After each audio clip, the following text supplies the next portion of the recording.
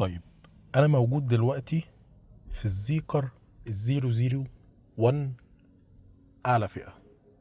العربية دي حلوة قوي، جميلة، وهتنافس عربيات كتيرة حلوة. عايز اقول لكم ان العربية دي من شركة جيلي. العربية دي بقى بتيجي بكذا نسخة. اول نسخة هي الدفع الخلفي بقوة 272 حصان، ودي المدى بيوصل بتاعها ل 620 كيلومتر.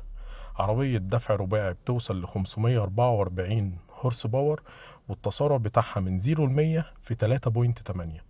وكمان بقى في نسخة منها خارقة اسمها الاف ار، دي بتيجي باربع مواتير، والتسارع بتاعها بيبقى في رينج ال 2.02 ثانية.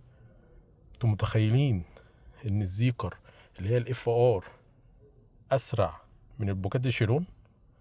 العربية فيها شاشتين حلوين قوي، وفيها نظام تعليق هوائي، بطارية كيلومتر. انتوا عارفين برضو ان البطارية بتاعتها بتتشحن من 10% ل 80% في حوالي نص ساعة على الشحن السريع. كهرباء بصراحة هو المستقبل. اوعى الزيكر ال001 جميلة. انا بحب العربية دي قوي قوي، خصوصا ان هي شكلها مش اس يو في ولا سيدان، عربية غريبة كده في شكلها.